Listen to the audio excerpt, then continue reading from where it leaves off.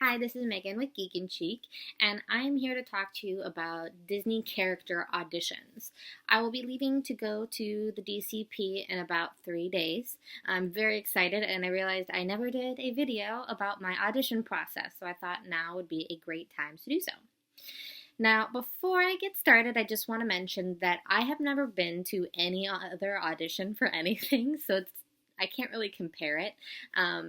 And my audition was a little bit different than a lot of people's auditions. It was specifically for the Disney College program, and it went a little bit differently. We didn't have a lot of people at my audition. I auditioned in San Francisco, and we only had 99 people, or 98 people, and a lot of the time the auditions have a couple hundred people at them. So mine went a little bit smoother, I guess, and I got to go through a lot of steps that I probably wouldn't have gone through because they did them to everybody instead of cutting people along the way. So the first things first is they're very strict on their start time. I think mine started at 10 a.m. They won't open the doors until then. So you can get there early if you want.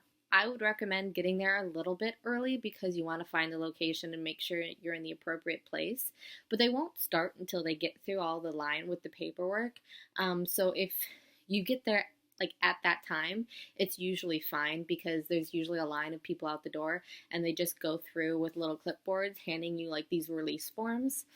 It's just like one sheet where you put like your name, your number. It's basically your contact info. So they use it to take notes on and they can contact you.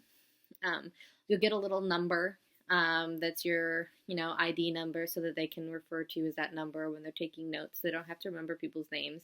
And then they basically just sit you in this room as you wait for everyone else to fill out those papers. So it's, you just hurry up and wait basically. So after you get through that line, you go sit around. Like I said, there was only about 100 people at my audition. There was about 90 girls and 10 guys. So it was really girl heavy.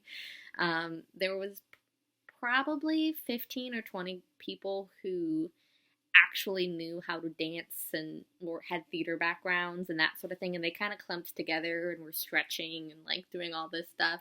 And then the rest of us were all clueless and just wanted to be there because we love Disney and we thought, why not? I wasn't really hopeful, but I just went to have fun. I'm a terrible dancer. I obviously did not get selected, but it was really fun. When you're going through all the information online and they say like, oh, you don't need a dancing background, don't listen to them. They're all really nice and it's super fun and they make it, kind of easy to learn, but they went through the dance routine really quickly and I have no background in dance at all, so it was really difficult for me to remember all the steps. Before they got to that, however, they had us sign in on our smartphones, so if you have a smartphone, that's better. I ended up lending my smartphone to the girl next to me because hers wasn't loading fast enough, and they just had you like check in online too. It was basically the same thing we did with the phones, and then we all lined up and were measured. As you know, Disney characters have very specific height requirements. So they had us all get in line and they took our height measurements. They measure, I think, in centimeters, not inches. And apparently their measurements a little bit different than like the doctors. So if they tell you you're a different height than you think you are, don't argue with them because they get really mad. A few people tried to do that because they like, oh, I need to be a princess. I am this height. Don't do that. It's a bad impression. The other thing I want to say is if you are going into the Disney College program, the chance of you being a face character is super slim. You are more than likely going to be a fur character. Now, after we got measured, we all had our picture taken. This is a little bit different than a lot of auditions, so don't freak out if this doesn't happen to you. A lot of the time, this doesn't happen until after the first or second cut, but since there were so few of us, they just did it to everybody. After we did that, we went into our animation exercise. And the animation exercise was something I wasn't really prepared for. It's something that not a lot of people talk about. It's just kind of like they give you like a prompt, whether it's like, oh, you're wrapping a present or you're getting ready for the day, or just, it could be literally anything. You could be washing a dog or whatever, and you have to animate that for like 60 seconds.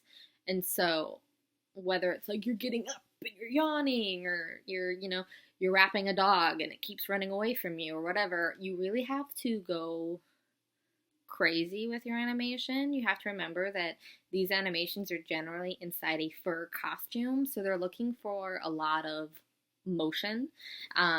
Your face, you can use your face, that would be great, but it's not the focus. It's really more about your body and having big motions. So that's something to keep in mind. They do give you some time to practice this, but not very much. It goes really, really quickly.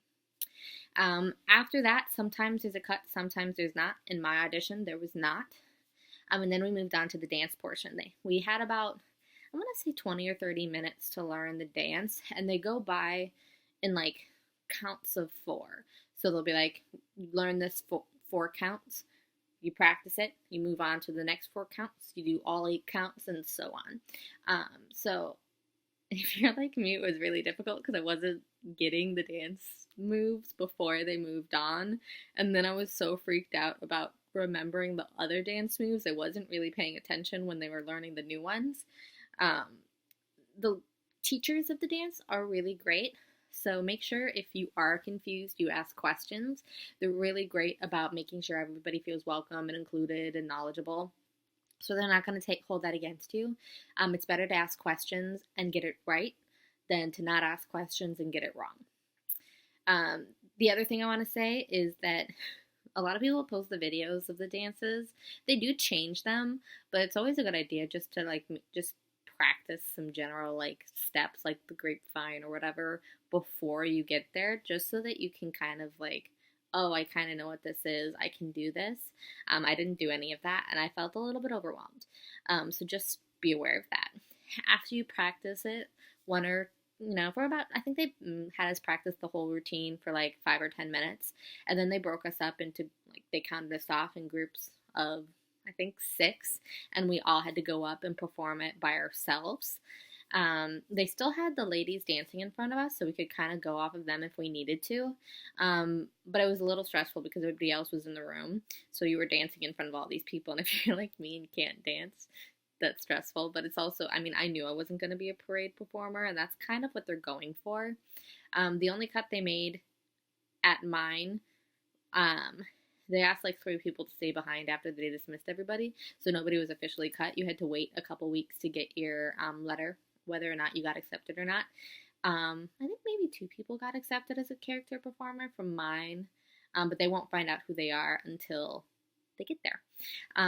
So that was my experience with the character audition. If you have any questions about the process or anything, feel free to leave me a comment, and I'll try to answer it the best that I can.